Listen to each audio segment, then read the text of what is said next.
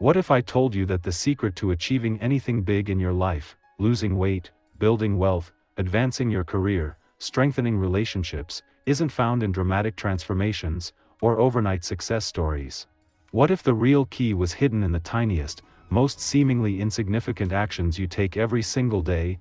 Welcome to Atomic Habits by James Clear, a book that will fundamentally change how you think about progress, success, and personal transformation. James Clear isn't just another productivity guru, he's someone who discovered these principles through necessity.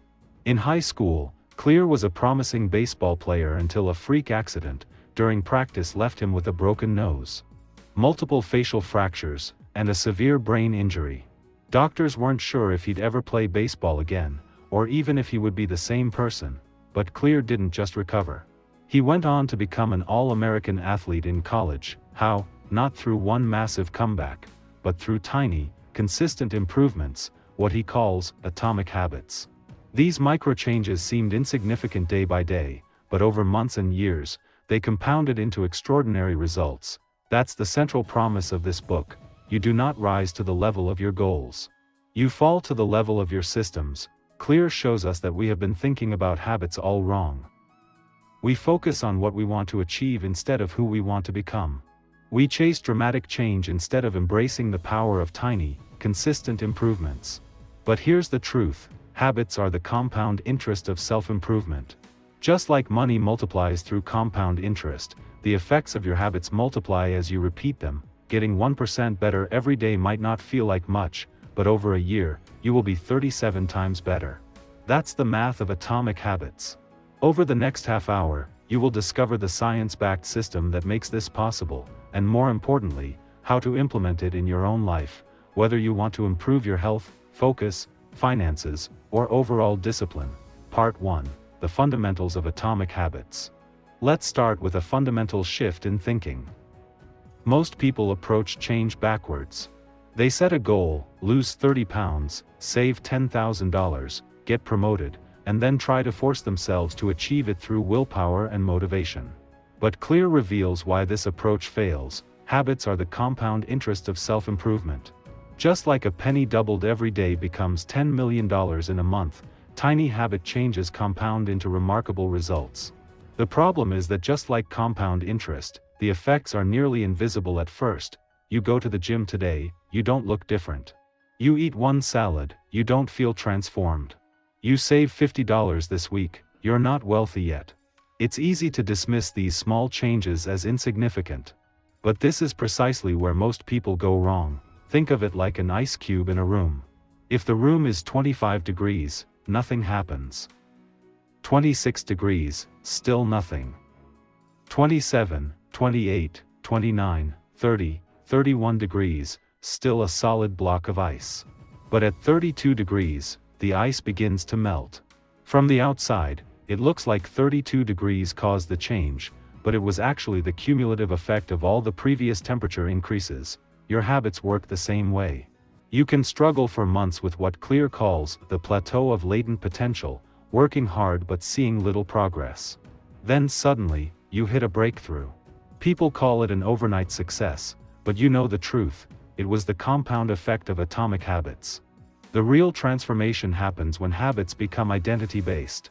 Here's where Clear introduces a revolutionary concept.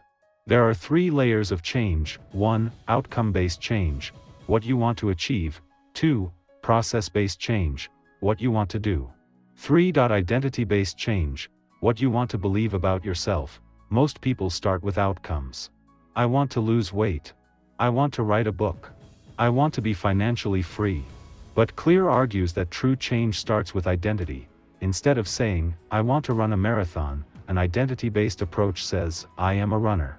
Instead of, I want to write a book, you say, I am a writer. The difference isn't just semantic, it's transformational. When you say I'm trying to quit smoking, you are still identifying as a smoker.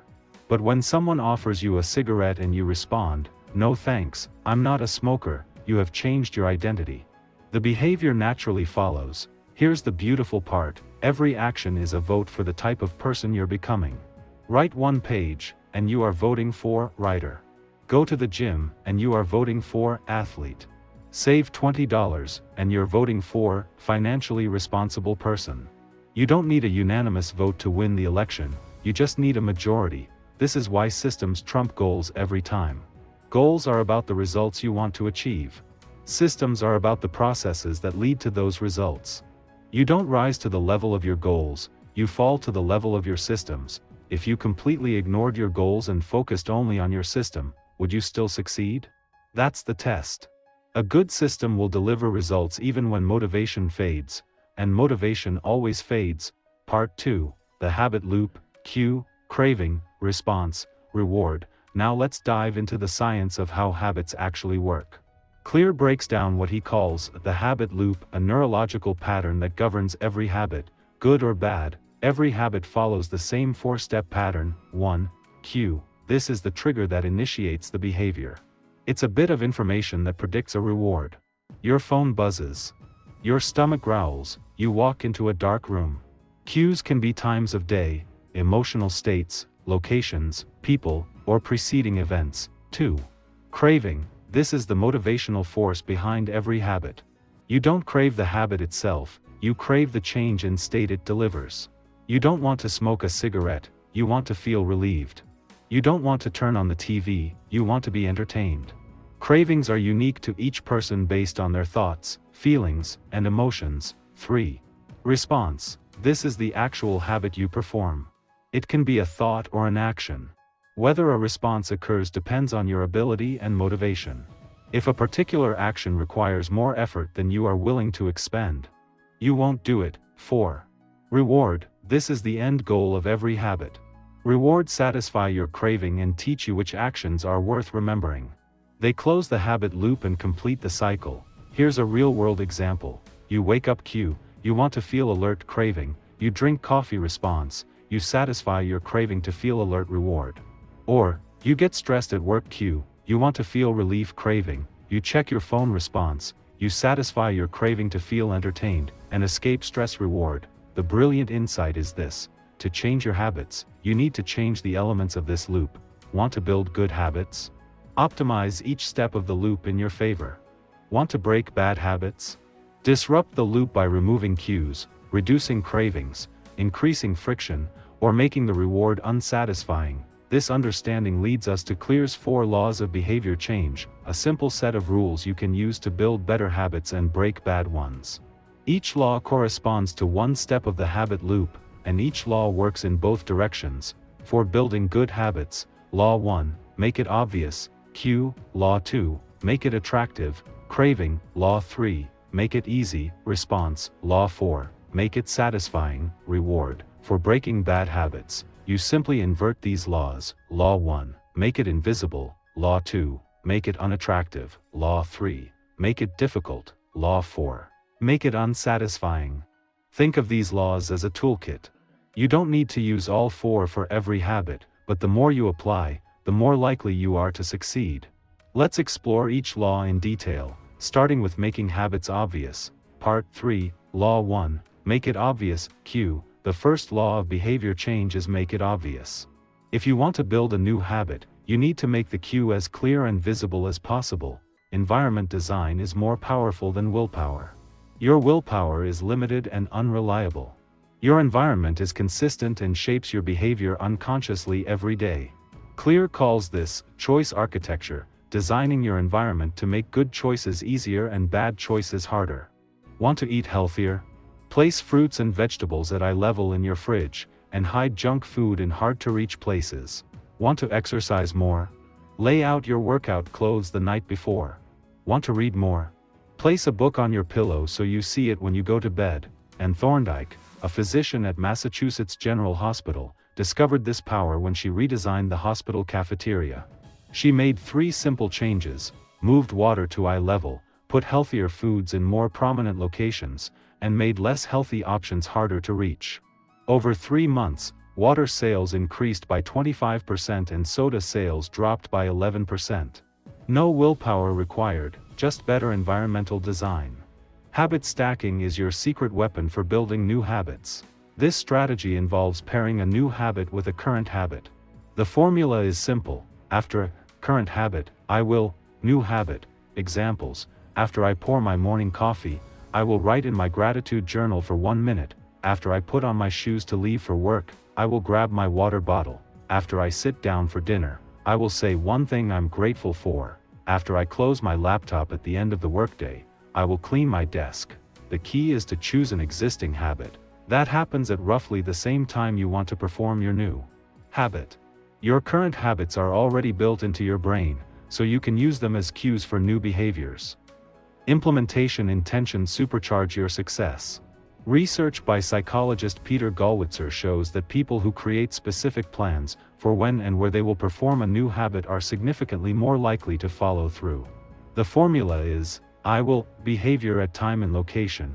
Instead of I will exercise more, try, I will exercise for 20 minutes at 6 a.m. in my living room. Instead of, I will eat healthier, try, I will eat a salad at 12 p.m. in the office kitchen. Specificity eliminates ambiguity and makes it easier for your brain to recognize the cue. To break bad habits, make the cue invisible. If you want to stop checking your phone constantly, don't rely on willpower. Change your environment. Put your phone in another room, turn off notifications, or use an app that blocks social media during work hours. A friend of Clear's wanted to stop watching TV in the evening, so he unplugged the TV and hid the power cord in the closet. It wasn't impossible to watch TV, but the extra friction was enough to break the automatic pattern. The lesson is clear: environment is stronger than willpower. Don't fight your environment, design it to support your goals. Your habits are largely shaped by your surroundings, so shape your surroundings to support better habits. Remember, you don't need Herculean self-control. You need smart environmental design that makes good habits obvious and bad habits invisible. When the cue is clear, the habit follows naturally. Part 4, Law 2, Make it attractive. Craving. The second law of behavior change is make it attractive. The more attractive a habit is, the more likely you are to perform it consistently. Understanding why we find certain habits attractive requires a quick dive into brain science. Your brain has evolved to prioritize immediate rewards over delayed benefits. This is why it's easier to binge-watch Netflix than read a book, easier to eat fast food than cook a healthy meal, easier to scroll social media than work on a meaningful project. Temptation bundling leverages this natural tendency. The strategy is simple: pair an action you want to do with an action you need to do. You get to enjoy your favorite activity while building a beneficial habit. David Premack, a psychology professor, discovered this principle in the 1960s. He observed that more probable behaviors will reinforce less probable behaviors.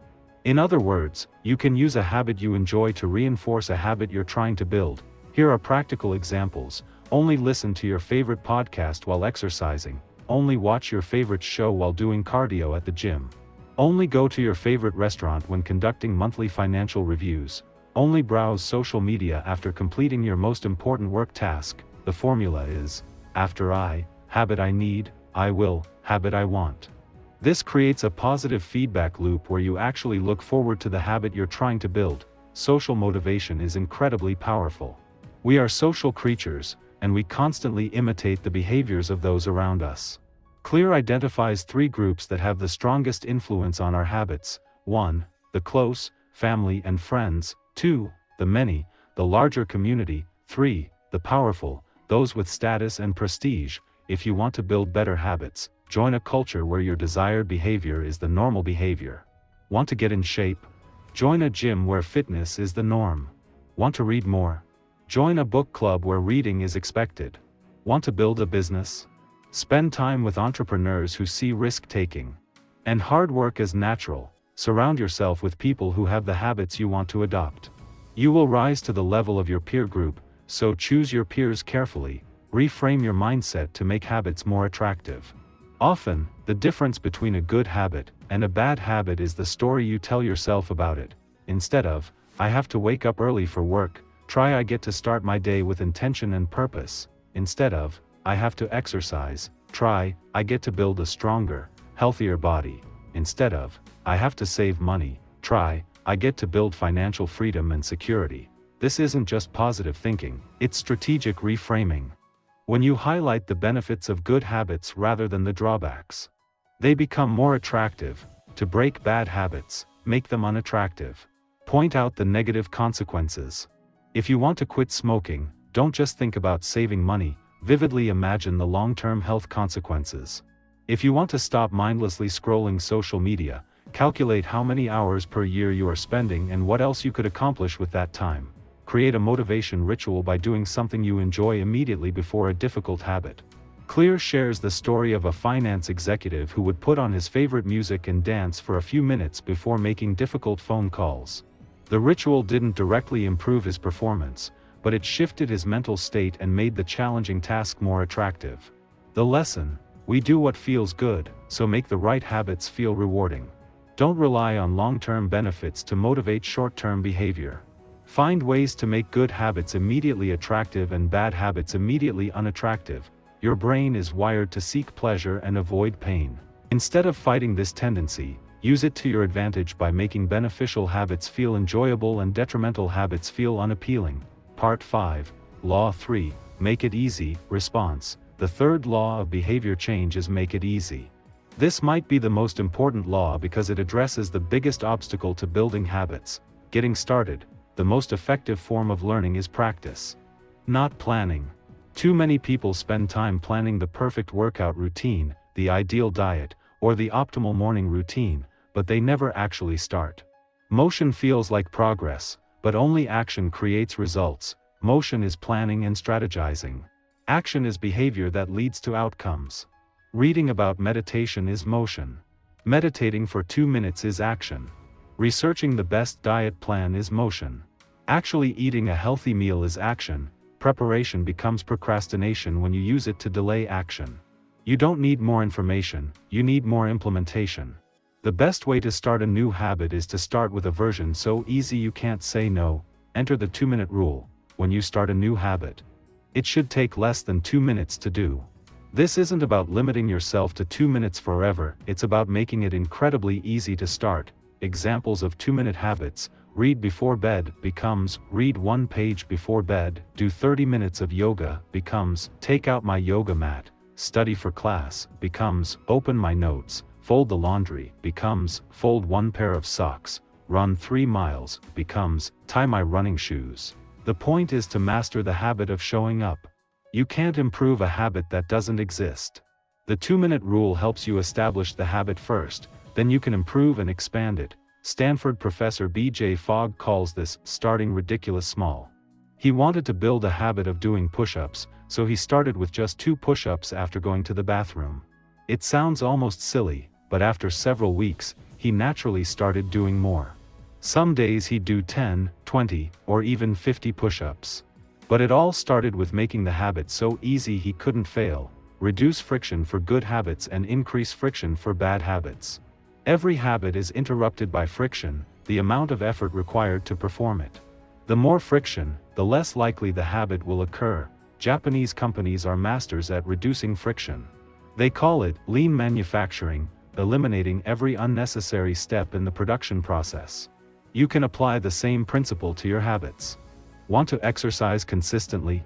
Sleep in your workout clothes so you can exercise immediately when you wake up. Want to eat healthier? Wash, cut, and store fruits and vegetables as soon as you get home from the grocery store.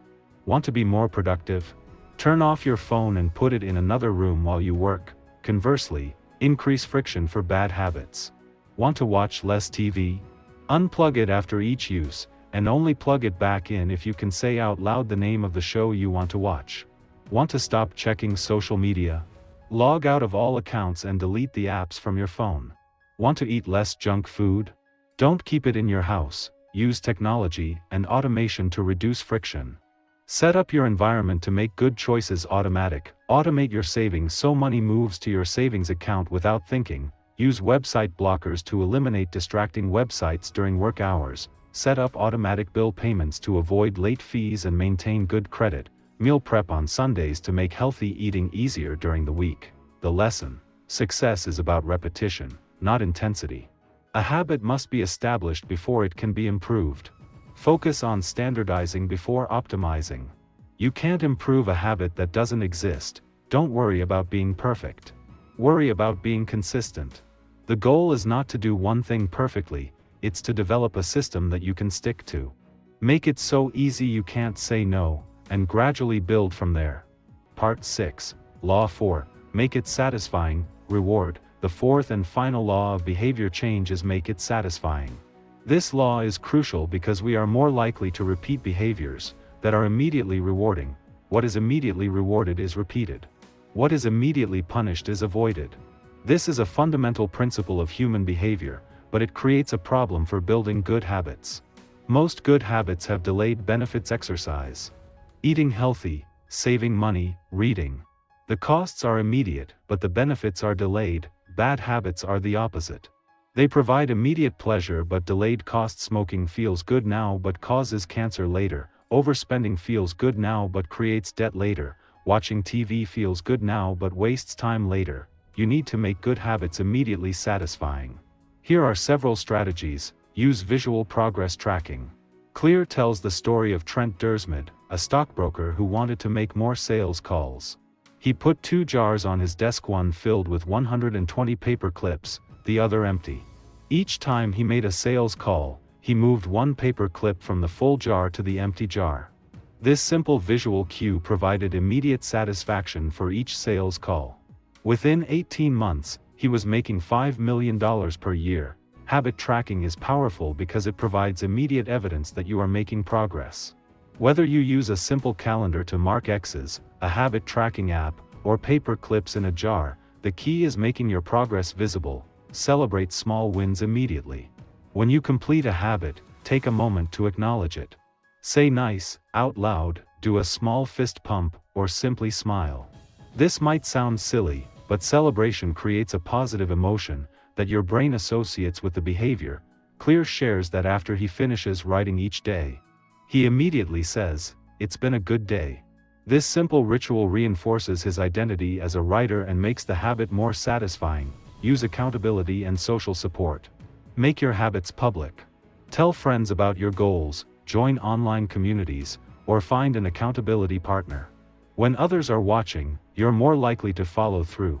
Consider creating a habit contract or written agreement that outlines your commitment and the consequences for not following through.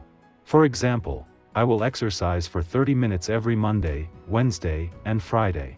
If I miss a workout, I will donate $50 to a political party I disagree with. Create immediate consequences for bad habits. Just as you want to make good habits satisfying, you want to make bad habits unsatisfying. Add an immediate cost to behaviors you want to avoid. One of Clear's readers wanted to stop using his phone during conversations with his wife. He created a simple rule. Every time he looked at his phone during a conversation, he had to give her $20 to spend however she wanted. The immediate financial cost made the bad habit unsatisfying. Track your habits, but don't break the chain. Habit tracking is effective, but it can become an obsession. Remember that the purpose of tracking is to provide feedback, not to achieve a perfect record. Never miss twice. If you miss one day, get back on track immediately.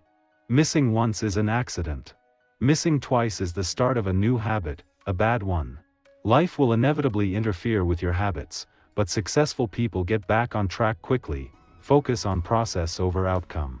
Don't just track results, track the behaviors that lead to results. Instead of tracking weight loss, track daily workouts and healthy meals. Instead of tracking income, track daily work sessions and learning activities. The lesson: immediate satisfaction builds long-term habits. Find ways to make good habits feel immediately rewarding and bad habits feel immediately costly. Your future self will thank you for the small satisfactions you create today. Remember, what is measured gets managed. And what gets rewarded gets repeated. Make your good habits satisfying, and they will become automatic parts of your life. Part 7. Ldentity-Based Habits. Become the type of person who. Now let's dive deeper into what might be the most powerful concept in the entire book. Identity-based habits. This is the secret that separates people who change successfully from those who struggle repeatedly. True behavior change is identity change. Each action you take is a vote for the type of person you wish to become. No single instance will transform your beliefs, but as the votes build up, so does the evidence of your new identity. This is a gradual evolution. You don't need to be perfect. You just need a majority of votes in favor of your desired identity. If you write for 5 minutes today, you are a writer. If you go to the gym today, you are someone who exercises. If you save $10 today, you are financially responsible. The goal is not to achieve a specific outcome, the goal is to become the type of person who achieves that outcome naturally. Consider two people resisting cigarette. Person 1, no thank you. I'm trying to quit. Person 2, no thank you. I'm not a smoker. The first person still sees themselves as a smoker who is trying to be something else. They are fighting their identity every day. The second person doesn't even consider themselves a smoker anymore. They are not resisting temptation, they are acting in accordance with their identity. Here's how to use identity-based habits effectively. Start with who you want to become, not what you want to achieve. Instead of, I want to lose 40 pounds, ask, who is the type of person who is healthy and fit? Instead of, I want to write a book, ask, who is the type of person who writes consistently? The answer might be, someone who is healthy and fit, exercises regularly, eats nutritious foods, and prioritizes sleep. Or, someone who writes consistently shows up at their desk every day, even when they don't feel inspired. Use the phrase, am the type of person who. This simple reframe changes everything. Am the type of person who never misses workouts. I am the type of person who keeps their commitments. I am the type of person who learns something new every day. I am the type of person who doesn't let setbacks determine their future. Focus on becoming, not achieving. Goals are about the results you want to achieve. Identity is about the person you wish to become. You might achieve your goal to lose weight, but if you don't change the underlying beliefs that led to your old behaviors, you will likely regain the weight. However, if you change your identity to I am someone who takes care of their body, the behaviors follow naturally. Small wins compound into identity changes. Every time you choose the salad over the burger, you are voting for healthy. Every time you write a paragraph, you are voting for writer. Every time you encourage rather than criticize, you are voting for supportive. These small actions might seem insignificant, but they add up to something much bigger. Proof that you are becoming the person you want to be. Identity change is a two-step process. 1. Decide the type of person you want to be. 2. Prove it to yourself with small wins. You can start from either step. You can begin with a small habit and let success change your beliefs about yourself, or you can begin by changing your beliefs and then take actions consistent with your new identity. Most people start with step 2. They try to change their habits before changing their beliefs. But Clear suggests starting with step 1. Decide who you want to be, then prove it with small actions. Work backwards from your desired identity. Ask yourself, what would a healthy person do? What would a successful entrepreneur do? What would a great parent do? What would a disciplined person do? Then start doing those things, even in small ways. If you want to be the type of person who is organized, start by making your bed each morning. If you want to be the type of person who is creative, start by writing one sentence each day. If you want to be the type of person who stays informed, start by reading one article each morning. If you want to be the type of person who is organized, start by making your bed each morning. If you want to be the type of person who is creative, start by writing one sentence each day. If you want to be the type of person who stays informed, start by reading one article each morning. The lesson: change your identity, and your behavior will follow. Your habits shape your identity, and your identity shapes your habits. It's a two-way street, but starting with identity is often more powerful because it provides intrinsic motivation that doesn't depend on external rewards. When you are proud of being the type of person you are, you will fight to maintain the habits associated with that identity. This is true self-improvement, becoming the person you wish to be through the accumulation of small, daily actions. Part 8. Mastering the Plateau of Latent Potential. One of the biggest reasons people give up on their habits is what Clear calls the plateau of latent potential. This is the period when you are putting in work, but not seeing obvious results yet. Understanding this concept is crucial for long-term success. Imagine an ice cube sitting in a room. The room is 25 degrees Fahrenheit. You begin heating the room. 26 degrees, 27, 28, 29, 30, 31 degrees. The ice cube is still completely solid. Nothing appears to be happening. Then, at 32 degrees, the ice begins to melt. A 1-degree shift, seemingly no different from the previous increases, has unlocked a dramatic change. This is exactly how habits work. Breakthrough moments are often the result of many previous actions, which build up the potential required to unleash a major change. You expect progress to be linear, but the key aspects of habits: knowledge, skills, relationships compound over time. Cancer spends 80% of its life undetectable, then grows rapidly. Bamboo can barely be seen for the first 5 years, as it builds extensive root systems underground, then grows 90 feet in 6 weeks. Your habits follow the same pattern. Most people experience the valley of disappointment. In the early days of building a habit, there's often a gap between expectation and reality. You expect linear progress, but you get a curve that seems flat for months before taking off. This gap is why so many people fail to stick with their habits. They make a few small changes, fail to see immediate results, and decide the approach doesn't work. They are looking for immediate transformation, but real change takes time. The work is not wasted, it's stored. When you are in the plateau of latent potential, you are not failing, you are building the foundation for future breakthrough. Habits need time to compound. The effects are delayed, not absent. Think about this in practical terms. You won't see muscle growth after one workout, but every session builds strength. You won't become fluent in a language after one lesson, but every study session improves comprehension. You won't become wealthy after saving $100, but every dollar saved builds financial security. You won't become wise after reading one book, but every page adds to your knowledge. Success is often just around the corner. Clear shares the story of how overnight successes usually take years. He worked on his blog for almost 3 years before anyone really noticed.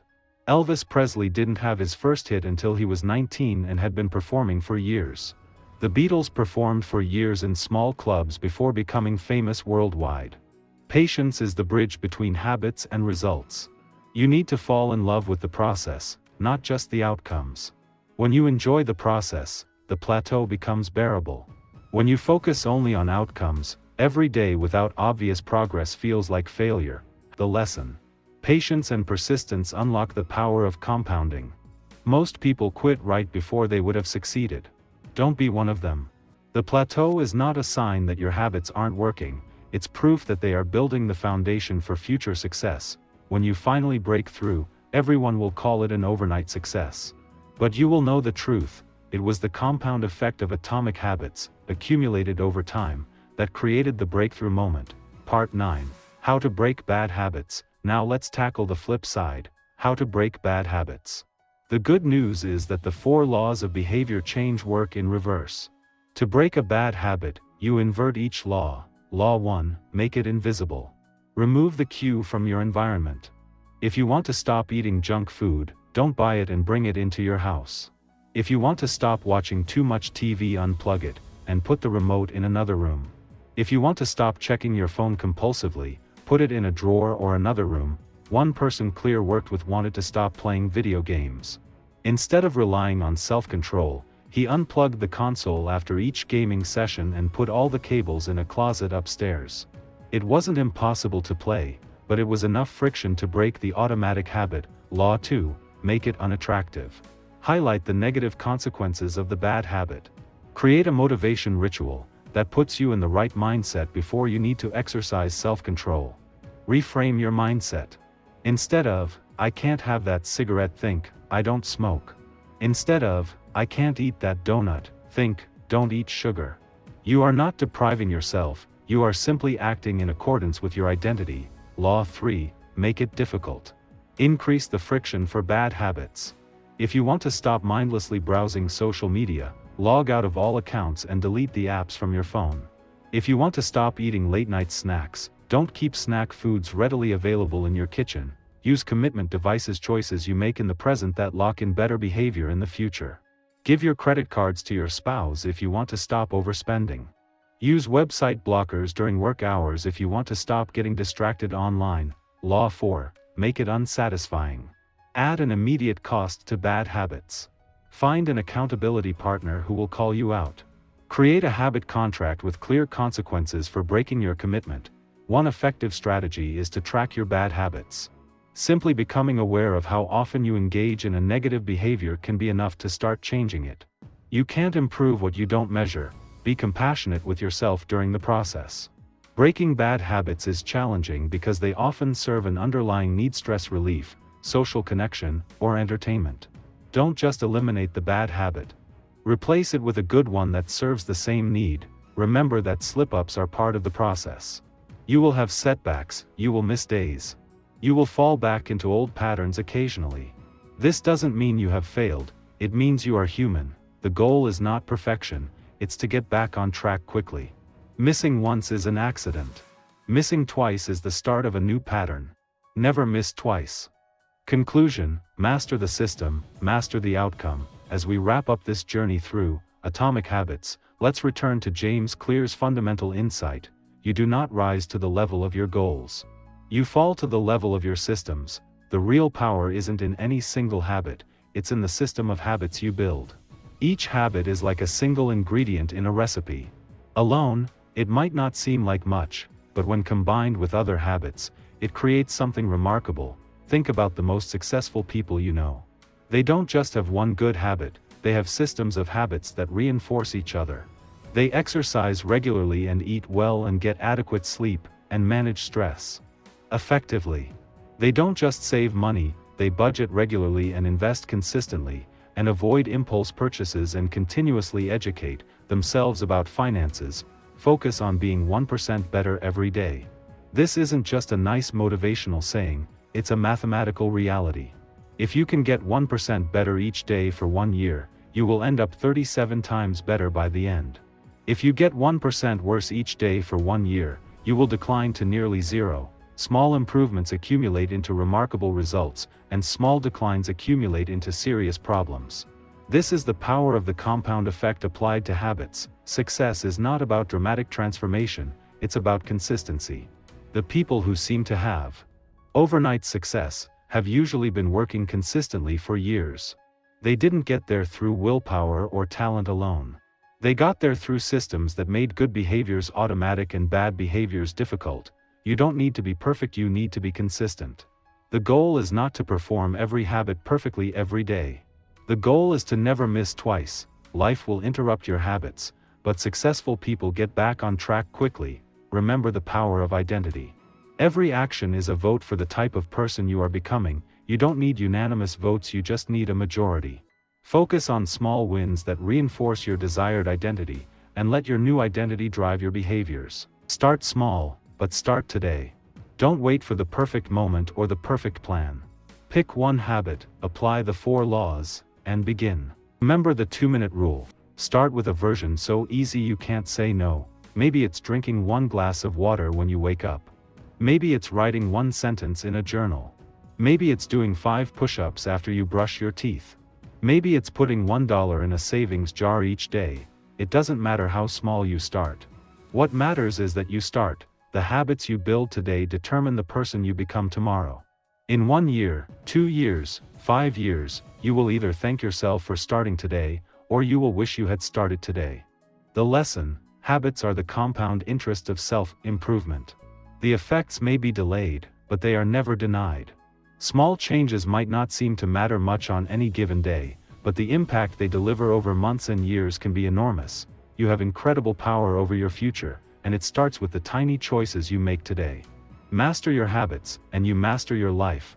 As James Clear reminds us, habits are the compound interest of self-improvement. The question isn't whether you'll change, you're changing every day through your habits. The question is whether you will change in the direction you want to go. Start today. Start small. But start, your future self is counting on it.